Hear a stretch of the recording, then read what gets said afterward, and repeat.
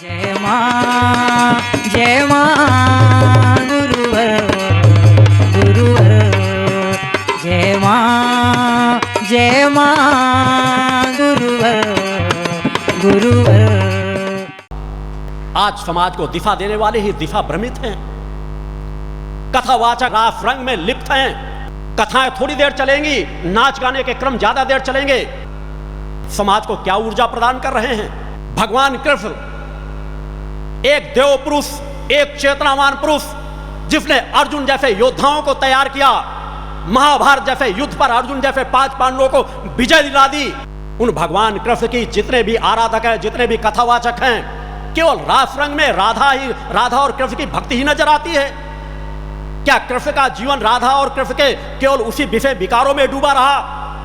अगर उनके अंदर राधा के प्रति ऐसी लिप्तता होती, ऐसा भाव होता, तो राधा के साथ शादी कर चुके होते। मगर आज राधा और कृष्ण का कहेंगे तो राधा और कृष्ण में कहीं पर भी वासना का भाव नहीं। मगर आज जितनी तस्वीरें मिलेंगी, उन्हें अश्लील बस राधा का, एक मुट्ठी पे राधा की कमर पकड़ लो, एक मुट्ठी पर कृष्ण की कमर पकड़ लो। जिस तरह के चित्र में चरित्र की छाप झलकती है हमारे देव पुरुषों को, आज अगर इस तरह दर्शाया जाएगा तो आज जो पढ़ा लिखा समाज जो विषय विकारों में ग्रसित है, उसके अंदर वासनात्मक भाव ही जागृत होगा। कहीं उनके अंदर वीर भाव झलकता है, कहीं देव पुरुष की छवियों का वो भाव दिखाया जाता है।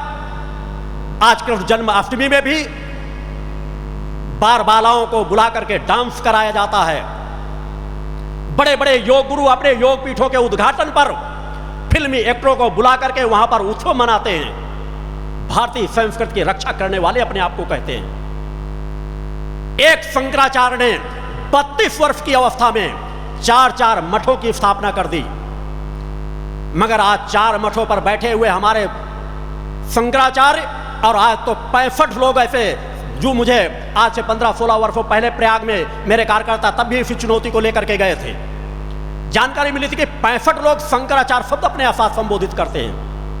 65 शंकराचार्य, अनेकों धर्माचार्य, अनेकों योग ऋषि, और फिर भी समाज का पतन इसलिए हो रहा है कि समाज को सुधारना ही नहीं चाहते,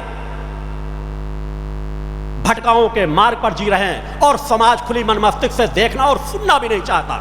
यदि आवाज उठाओ तो आप गलत आवाज उठा रहे हो। मैंने समाज को हर पक्ष से चुनौती दी है, अपने साधनात्मक तप बल की, अपने योग बल की, अपने ध्यान बल की, कि चाहे उससे सामना करना हो तो उससे, और मेरे कर्म पक्ष कि मैंने समाज में जागृत पैदा की है, समाज में चेतनावान साधक तैयार किए हैं, चरित्रवान साधक तैयार किए हैं, नशा और मांस से मुक्त साधक तैयार किए हैं। आज देश के कोने कोने में भक्ति मानव कल्याण संगठन कार्य कर रहा है, मगर आज जो समाज के पतन की दिशा में लिए जा रहे हैं, कोई आवाज उठाना नहीं चाहता। मैं आज यहां पे अपनी चुनौती पेश करने के पहले उन सभी संस्थाओं से जुड़े हुए धार्मिक भावना के भक्तों का, चूंकि धार्मिक भावनाओं की रक्षा करना मेरा धर्म, कर्म और कर्तव्य बनता है, अतः अगर मेरे द्वारा कोई आवाज किसी धर्म गुरु पर उठाई जाती है तो सामान्य अवस्था में नहीं उठाई जाती। मैं जानता हूं हर धर्म गुरु से कहीं ना कहीं भावनावान भक्त जुड़े हैं, उन भावनावान भक्तों की रक्षा करना मेरा धर्म, कर्म और कर्तव्य बनता है। अतः मेरे द्वारा उठाई गई किसी आवाज से धार्मिक भावना के भक्तों को कोई आघात पहुंचता है तो मैं उसके लिए एक बार नहीं हजारों बार उनसे क्षमा मांगता हूं, मगर धर्म गुरुओं से नहीं, जो अधर्मी और अन्यायियों का जीवन जीते हैं, उन योग गुरुओं से नहीं, जो पूरे समाज को लूट रहे हैं, हमारे देश को रसातल की ओर लेते जा रहे हैं। भगवान की जय। जो धन कुबेरों के चाटुकार बने हैं, राजसत्ताओं के सामने जो घुटने टेकते हैं, उन योगाचार, उन धर्म गुरुओं से नहीं। उन धर्म गुरुओं को मेरी खुली चुनौती है कि वास्तव में तुम्हारे पास सत्य है, वास्तव में तुम्हारे पास धर्म है, वास्तव में तुमने उस पर अपने अपने इष्टों के, अपने गुरुओं की दर्शन प्राप्त किए हैं, जिसके तुम ज्ञान समाज को जिसके बीच दे रहे हो, तो आओ एक बार धर्म रक्षा के लिए, एक बार तो किसी मंच में तुम मुझे अपने मंच में बुलाओ, आह्वान करो पूरे समाज को, मीडिया इकट्ठा हो, समाज के बुद्धिजीवी वर्ग के समाज इकट्ठे हो। आज सत्य का परीक्षण किया जा सकता है, किसी की भक्ति भावना का परीक्षण तो नहीं किया जा सकता कि किसके पास किसी के प्रति कितनी भावना है, समर्पण है, मगर साधक में ध्यान में जाने की गहराई है या नहीं, वह समाधि में जा सकता है या नहीं, वह झूठ बोल रहा है या सत्य बोल रहा है, वह चरित्रवानों को जीवन जी रहा है, चरित्रहीनता का जीवन जी रहा है। इन सब चीजों को परीक्षण करने के लिए विज्ञान पर वो सामर्थ्य है। तो क्यों ना आज समाज पतन के मार्ग पर जा रहा है। हमारी भारत भूमि जो धर्म भूमि कहलाती थी, एक बार मैं उन सभी धर्म गुरुओं का आह्वान भी करता हूं इस मंच से कि आओ, अगर तुम्हारे पास सत्य है तो एक बार किसी एक मंच पर खड़े हो और एक बार सत्य के परीक्षण के लिए पेश करो अपने आप को। मैं स्वतः अपने आप को उस परीक्षण से गुजारने के लिए तत्पर हूं। बोलो सत्य भगवान की जय। समाज पतन के मार्ग पर जा रहा है। हमारी भारत भूमि जो धर्म भूमि कहलाती थी, एक बार मैं उन सभी धर्म गुरुओं का आह्वान भी करता हूं इस मंच से कि आओ, अगर तुम्हारे पास सत्य है तो एक बार किसी एक मंच पर खड़े हो और एक बार सत्य के परीक्षण के लिए पेश करो अपने आप को। मैं स्वतः अपने आप को उस परीक्षण से गुजारने के लिए तत्पर हूं। बोलो सत्य भगवान की जय। समाज को दिशा भ्रमित ना किया जाए, समाज को ठगा ना जाए, समाज को लूटा ना जाए। आज धर्म के पतन का मूल कारण है कि उस सत्य को हम भूल चुके हैं। आज समाज के सामने जो है सत्य रखा जाता है कि जनतंत्र को, प्रजातंत्र को चलाने के 4 स्तंभ, न्यायपालिका, कार्यपालिका, व्यवस्थापिका, मीडिया, ये निश्चित है चारों सशक्त स्तंभ हैं।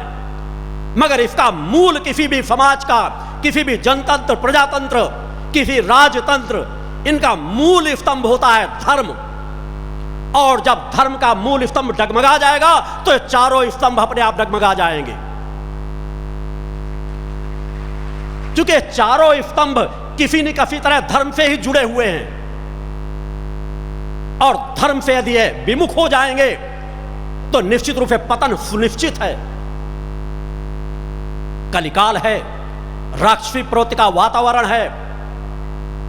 हम उसी की कामना कर लेते, जैसे पहले हमें बड़े बीभत्स राक्षस दिखाई दिया करते थे, उसी तरह के राक्षस आएंगे तभी हम मानेंगे राक्षस हैं। इस कलिकाल का स्वरूप अलग है, वो राक्षस नहीं तो और क्या है। एक एक रात में करोड़ों करोड़ों रुपए पार्टियों खर्च करते हैं, विषय विकारों की पार्टियां चलती रहे, बियर पी रहे हैं, शराब पी रहे हैं, मौज मार रहा है, कौन मर रहा है, कौन जी रहा है, उससे उनको कोई फर्क नहीं पड़ता। एक एक रात में करोड़ों करोड़ों रुपए बहा दिए जाते हैं, एक एक रात में करोड़ों करोड़ों रुपए बर्बाद कर दिए जाते हैं। कहीं वही 1 करोड़ लेकर किसी एक गांव में जाकर के देखो, गांव का कल्याण करके देखो, उस गांव के लोग तुम्हें भगवान के समान पूजेंगे। मगर आज सोच इसलिए कि आज समाज मानसिक रूप से विकलांग होता जा रहा है, सोचने समझने की शक्ति क्षीण होती जा रही है, सत्य से दूर होता जा रहा है।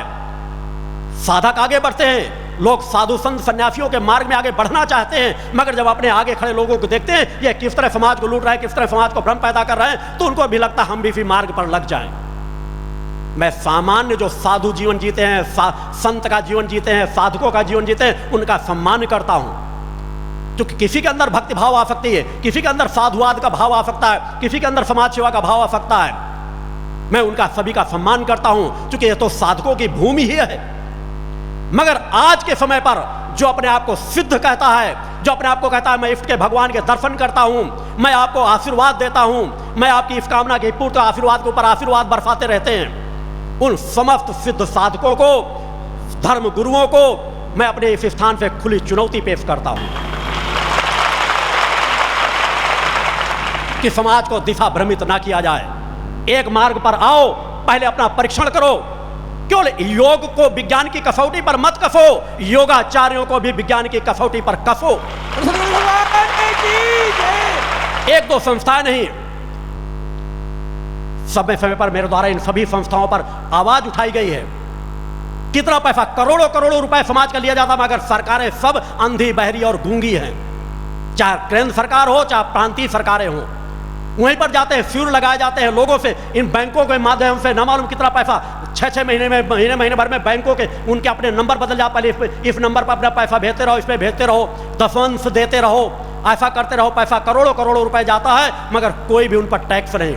मैं कहता हूं, चाहे मैं हूं, समाज को ऐसा कानून बनाना चाहिए, देश की गरीबी एक दिन के अंदर मिट जाए। सभी धार्मिक संस्थाओं पर पूर्णतः जिस तरह एक आम व्यक्ति की आमदनी पर टैक्स लगाया जाता है, चाहे दान का पैसा हो, चाहे किसी प्रकार का पैसा हो, सभी धार्मिक संस्थाओं पर टैक्स लगाया जाना चाहिए।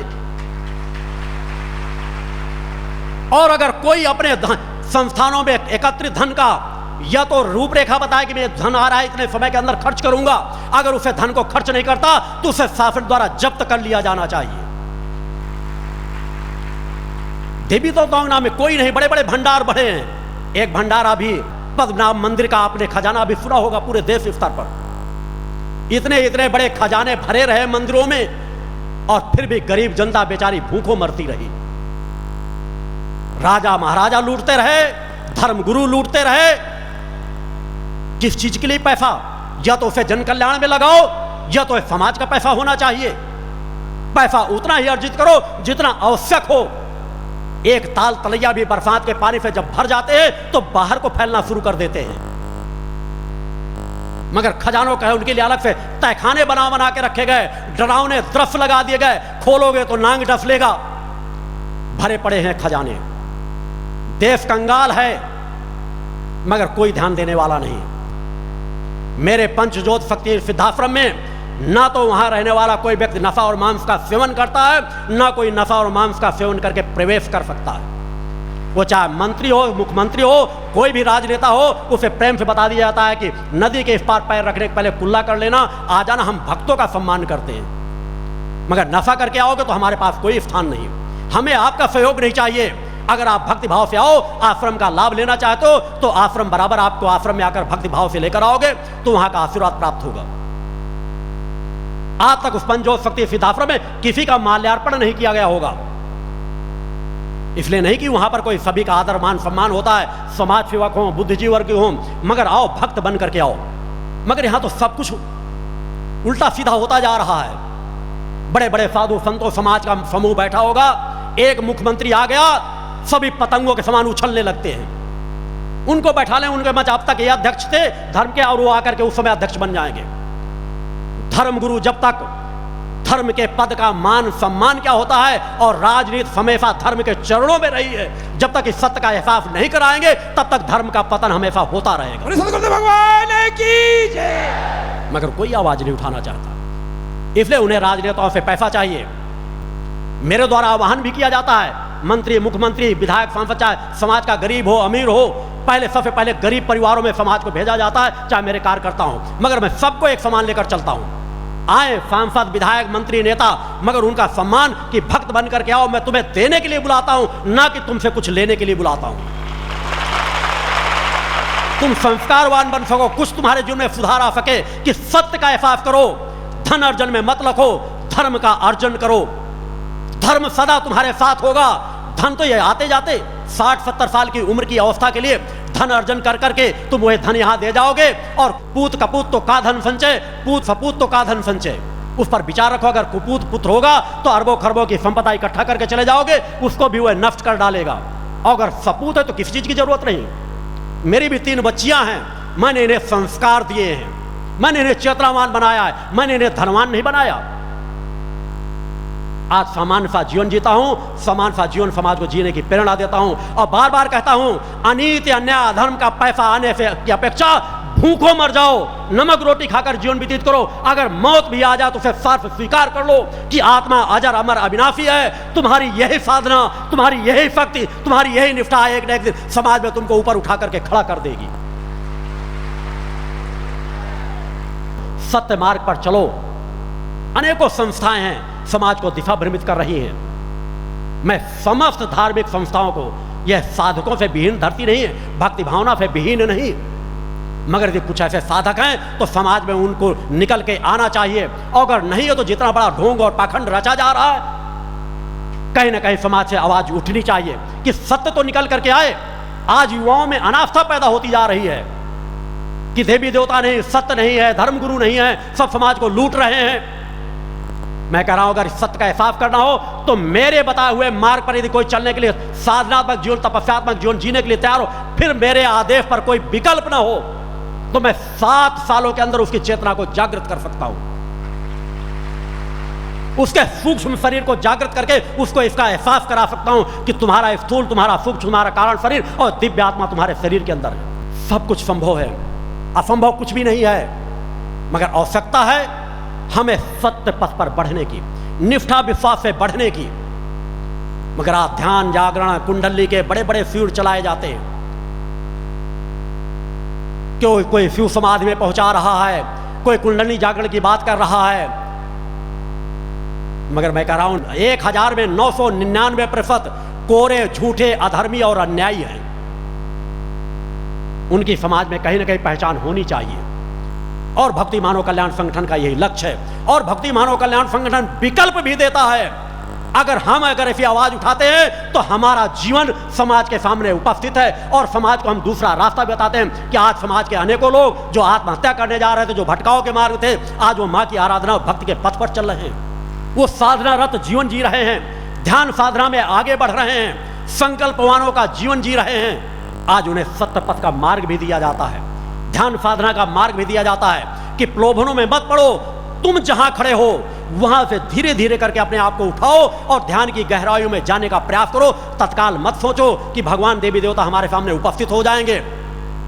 पहले अपने आप को पहचानो। जब तक तुम अपने आप को नहीं पहचान पाओगे, जब तक अपनी अंतरात्मा को जागृत नहीं कर पाओगे, तब तक तुम समाज में कभी भी अगर चाहो कि देवी देवताओं के हम दर्शन कर सके, असंभव है।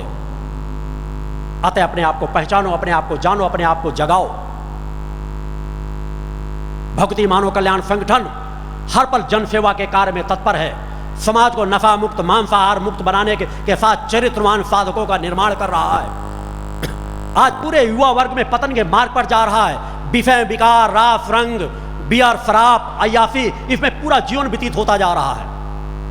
हमें उन युवाओं को दिशा देना है, उन्हें एक मार्ग देना है कि तुम्हारा उस मार्ग पर कल्याण नहीं, सत्य पथ पर चलो, उस परम सत्ता की आराधना करो, अपने आचार विचार व्यवहार में परिवर्तन लाओ। देखो कितना आनंद मिलता है। उस आनंद पथ की ओर बढ़ो। उस आनंद पथ में सब कुछ सार समाहित है, सब कुछ प्राप्त किया जा सकता है। कुछ कदम चल करके तो देखो। मैंने विज्ञान को चुनौती दी है कि अगर उनके पास सामर्थ्य है तो उन चीजों को आए, और मैं अपना शरीर, मगर मैंने कहा धर्म रक्षा के लिए एक बार किसी तरह के चमत्कारों की जो आवश्यकता होगी उनको मैं उपस्थित करने के लिए तैयार हूं। मगर उसके पहले सभी संस्थाओं में सूचना जानी चाहिए। वो संस्था के लोग निकल के आए, या तो कहें कि हाँ हम सिद्ध साधक हैं, या तो कह दें नहीं हम कोरे कागज हैं। समाज को अब और छला ठगा नहीं जा सकता, चूंकि यह संधिकाल है, कलयुग और सतयुग का संधिकाल। और इस संधिकाल पर जो शंखनाद होने जा रहा है वह शंखनाद है युग परिवर्तन का शंखनाद। वह शंखनाद है धर्म युद्ध का शंखनाद। एक ऐसा धर्म युद्ध जहां पर कहीं भी अस्त्र शस्त्र का उपयोग नहीं, हम अपनी चेतना शक्ति के बल पर, अपनी साधना तपस्या के बल पर, अपने त्याग और समर्पण के बल पर, अपने सेवा के बल पर समाज में परिवर्तन लाकर रखेंगे। अधर्मी और अन्यायों के अस्तित्व को मिटाकर रखेंगे। यह हमारा धर्म युद्ध का भी शंखनाद है कि हम आत्मशक्ति के बल पर भी विश्व विजय करने पर सामर्थ्य रखते हैं। क्योंकि वीर वह होता है जो दूसरों पर विजय प्राप्त करे, महावीर वह होता है तो अपने आप पर विजय प्राप्त करे। और जब हम अपने आप पर विजय प्राप्त करना जानते हैं तो समाज पर भी हम विजय प्राप्त करने में सफल होंगे। हम ध्यान साधना के बल पर, अपनी चेतना तरंगों के बल पर, समाज में सेवा के बल पर, अपने त्याग के बल पर समाज को सुधार करके रहेंगे। और समाज के धरातल को खिसकाना, वो जो अधर्मी अन्यायी आज समाज को छल रहे हैं, ठग रहे हैं, लूट रहे हैं, उनके धरातल को खिसकाना आता है। अतः उस विश्वास करो उस परम सत्ता पर, माता भक्ति आज फकीरी जगदम्बा पर, जिसे देवादिदेव भी मां कहकर के पुकारते हैं। उस परम सत्ता पर आस्था विश्वास रखो। तुम सत्य पथ पर केवल बढ़ते हुए अपने आप में परिवर्तन लाते रहो। जिन्हें समाज नजरअंदाज कर चुका है, उन नजरअंदाज किए हुए समाज को सहारा दो। आपका गुरु हर पल साधनारत रह करके आपको चेतना तरंगों के माध्यम से ऊर्जा देता चला जाएगा कि अपने एक एक मैंने संकल्प लिया जो आज तक किसी ने, दधीच ने केवल अपनी हड्डियों का दान किया था, मैं अपनी त्याग तपस्या के बल पर अपना रोम रोम समाज पर खपा करके जाऊंगा, नष्ट करके जाऊंगा और हजारों हजारों सिद्ध साधक तैयार करके जाऊंगा। धर्म ध्वजा कहीं झुकने नहीं पाएगी। मैं समस्त साधुओं का, संतों का, जो साधु और संत का जीवन जीते हैं, वास्तव में सत्य का जीवन जीते हैं, साधना रत रहते हैं, उनका खुले हाथों से आह्वान करता हूं कि आओ भक्ति मानव कल्याण संगठन एक ऐसा मंच है जो धर्म रक्षा के लिए, उस अनीति अन्याय अधर्म के खिलाफ, भयभूत भ्रष्टाचार के खिलाफ आज पिछले 21 वर्षों से आवाज उठा रहा है। आओ उस मां के ध्वज को हाथ में थाम लो।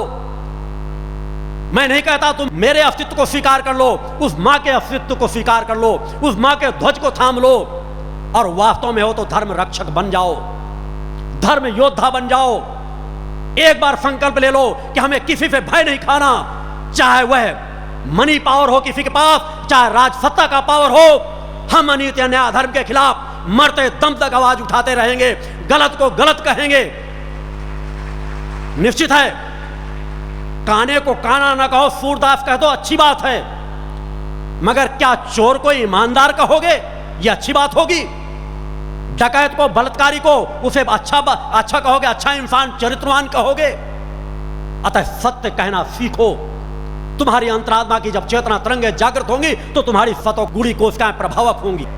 सतोगुणी कोशिकाएं जो जो प्रभावक होती चली जाएंगी, आपके अंदर एक चेतना शक्ति आती चली जाएगी। साधना का तात्पर्य केवल एक कोने बैठकर भगवान का नाम जपते रहने से नहीं होता।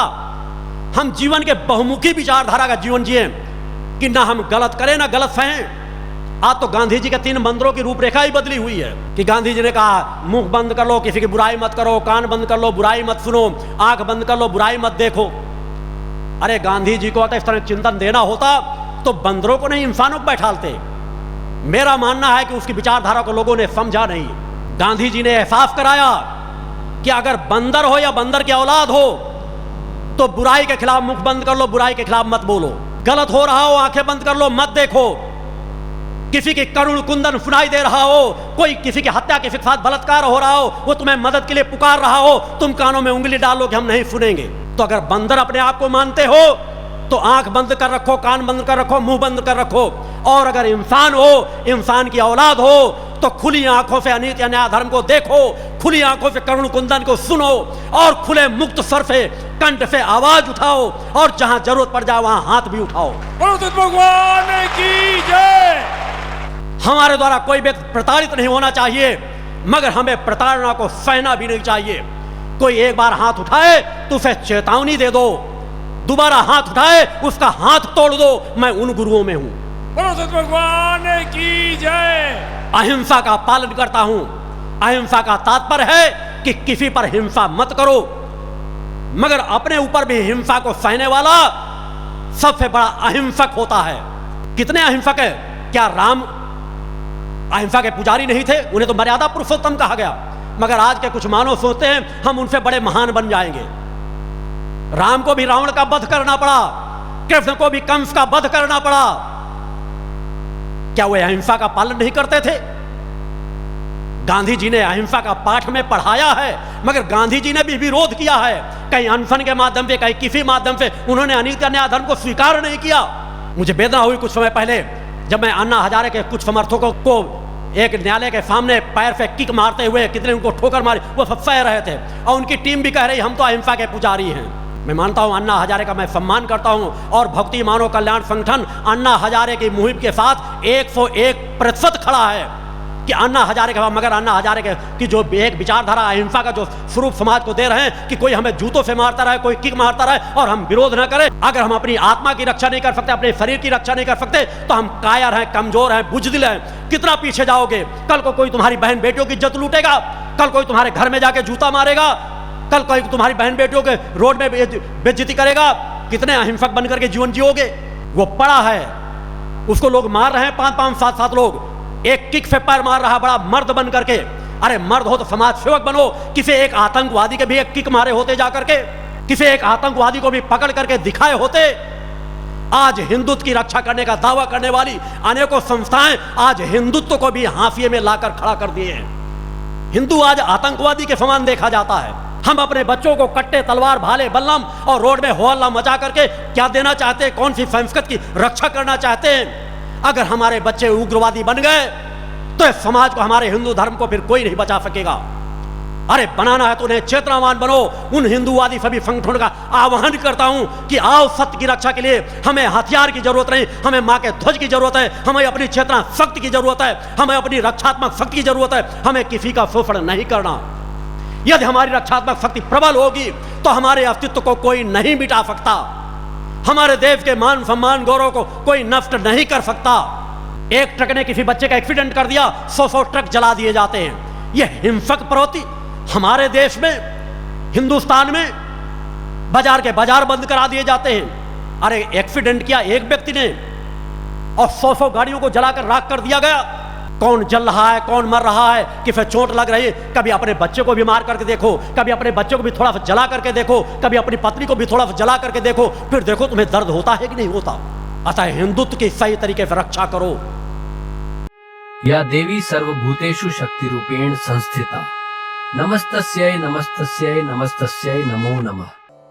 पंच ज्योति शक्ति तीर्थ सिद्धाश्रम, मां की कृपा और गुरुदेव की अमृतवाणी का पावन संगम। एक ऐसी पवित्र भूमि जहां मां भगवती की ज्योति हर दिल को रोशन करती है, जहां परमहंस योगीराज श्री शक्तिपुत्र जी महाराज के चरणों में बैठकर हर मन की पुकार सुनी जाती है। पंच ज्योति शक्ति तीर्थ सिद्धाश्रम, जहां हर कदम पर साधना, हर सांस में भक्ति और हर पल में जन कल्याण की सुगंध बिखरती है। आओ इस अलौकिक यात्रा में शामिल हो और देखो कैसे एक आश्रम ने करोड़ों जीवन को बदला। युगवंदनीय धर्म सम्राट, युग चेतना पुरुष सद्गुरुदेव परमहंस योगीराज श्री शक्तिपुत्र जी महाराज के पावन चरणों में कोटि कोटि नमन, वंदन और प्रणाम। उनकी कृपा से एक ऐसी पवित्र स्थली का सृजन हुआ जो तप, योग, ध्यान और साधना का स्वर्णिम केंद्र है। यह है मध्य प्रदेश के शहडोल जिले की ब्योहारी तहसील में बसा पंचज्योति शक्ति तीर्थ सिद्धाश्रम, जिसकी नींव परम पूज्य गुरु वर्श्री ने 23 जनवरी 1997 को रखी। तब से यहाँ मां भगवती की अखंड ज्योति जल रही है और 15 अप्रैल 1997 से श्री दुर्गा चालीसा का अखंड पाठ अनंत काल तक जन जन के कल्याण के लिए गूंज रहा है। हर सुबह और हर शाम जब सूरज की किरणें और चांद की चांदनी सिद्धाश्रम को चूमती हैं, तब परम पूज्य गुरुदेव जी माता भगवती आदिशक्ति जगत जननी दुर्गा जी सहित सभी देवी देवताओं और सहायक शक्तियों की आरती करते हैं। इस पावन बेला में भक्तों के हृदय मां की भक्ति में डूब जाते हैं। मूल ध्वज साधना मंदिर में भी रोज सुबह शाम होने वाली आरती में भक्तों का समूह उमड़ता है। यहाँ हर मन की पीड़ा मिटती है, हर शरीर को शांति मिलती है और हर आत्मा को सुख, शांति व समृद्धि का आशीर्वाद प्राप्त होता है। परम पूज्य गुरुदेव की कृपा ऐसी कि वे रोज सुबह और शाम भक्तों से निःशुल्क मिलते हैं। मां के भक्त और गुरुदेव के शिष्य अपने मन की बात उनके चरणों में रखते हैं और बदले में समाधान व आशीर्वाद पाते हैं। अब तक 1 करोड़ से ज्यादा भक्त गुरुदेव से मिलकर उनके मार्गदर्शन से जीवन की राह पा चुके हैं। गुरुदेव की वाणी ऐसी कि सुनते ही मन में संकल्प जागता है। उनके आशीर्वाद से करोड़ों लोग नशे और मांसाहार से मुक्त होकर चरित्रवान और चेतनावान जीवन जी रहे हैं। हर दिन सैकड़ों लोग नशा छोड़ने की प्रेरणा लेने सिद्धाश्रम धाम पहुंचते हैं। पूज्य गुरुदेव के 20 लाख से अधिक दीक्षा प्राप्त शिष्य आज के अधर्म और अन्याय के दौर में भी मां की ज्योति से अपने घरों को आलोकित करते हैं। वे साधनात्मक जीवन जीते हुए आत्म कल्याण और जन कल्याण के पथ पर चल रहे हैं। क्या यह चमत्कार नहीं? सिद्धाश्रम धाम में पिछले 28 वर्षों से मां अन्नपूर्णा भंडारा चल रहा है, जहां सुबह शाम हजारों भक्तों को स्वादिष्ट और पवित्र भोजन मिलता है। और सुनो, यहाँ ठहरने की व्यवस्था भी पूरी तरह निःशुल्क है। क्या ऐसी जगह कहीं और मिलेगी जहां हर सुविधा मां की कृपा से मुफ्त हो? सिद्धाश्रम धाम की पावन सरिता के तट पर बनी त्रिशक्ति गौशाला देखकर भक्तों का मन आनंद से भर जाता है। हर महीने शुक्ल पक्ष की अष्टमी को गौ सेवा समर्पण दिवस मनाया जाता है, जब परम पूज्य गुरुदेव और पूजनीय शक्तिमयी माता जी अपने हाथों से गायों को रोटी खिलाते हैं। यह दृश्य देखकर हर भक्त का हृदय गदगद हो उठता है। गौशाला के पास ही स्वामी श्री राम प्रसाद आश्रम जी महाराज की समाधि मन को शांति देती है और पास ही दानवीर गुफा स्थल हर किसी को असीम शांति का अनुभव कराता है। हर साल शारदीय नवरात्र में सिद्धाश्रम धाम में शक्ति चेतना जनजागरण शिविर का भव्य आयोजन होता है। लाखों भक्त यहाँ योग, ध्यान और साधना सीखते हैं, गुरुदेव के चेतनात्मक चिंतन को सुनते हैं और मां की अलौकिक आरती का आनंद लेते हैं। मां की कृपा और गुरुदेव का आशीर्वाद पाकर हर भक्त धन्य हो उठता है। 23 जनवरी सिद्धाश्रम स्थापना दिवस एक और पावन अवसर है। इस दिन अखिल भारतीय सिद्धाश्रम दौड़ प्रतियोगिता, योग भारती सामूहिक विवाह और शाम को सुर संध्या व कवि सम्मेलन का आयोजन होता है। क्या मजा है जब भक्ति और संस्कृति का ऐसा संगम देखने को मिलता है। सिद्धाश्रम धाम का जनसंपर्क कार्यालय हर जानकारी का खजाना है।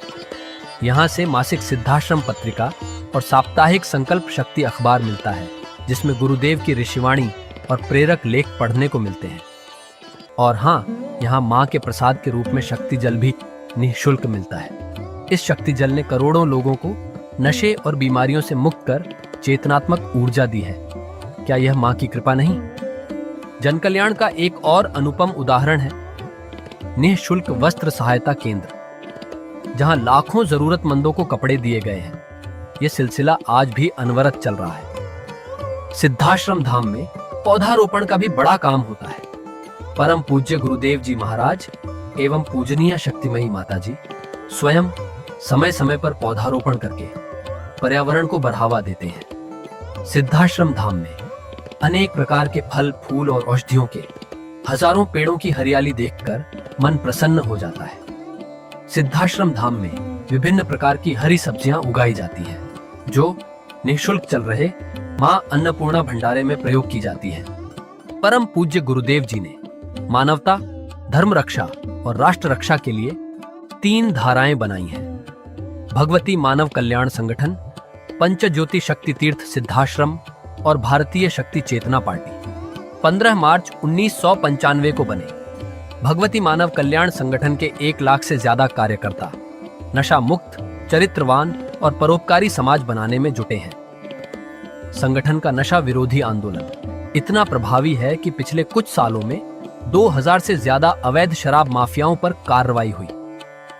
संगठन के समर्पित और कर्मठ कार्यकर्ता दिन रात इस मिशन में लगे हैं। Siddhashram Ayurveda and food products के जरिए शुद्ध दवाएं और खाद्य पदार्थ बनाए जाते हैं। इन्हें लेने या व्यापार के लिए एजेंसी पाने के इच्छुक लोग संपर्क कर सकते हैं। आओ, सिद्धाश्रम की इस पावन यात्रा का हिस्सा बनो। यहाँ माँ का अखंड गुणगान सुनो, साधना में डूबो और परम पूज्य गुरुदेव के दर्शन कर जीवन को धन्य करो। भगवती मानव कल्याण संगठन तुम्हें मानवता, धर्म और राष्ट्र की सेवा में शामिल होने का सादर न्योता देता है। जय माता की, जय गुरुवर की। जय माँ, जय माँ।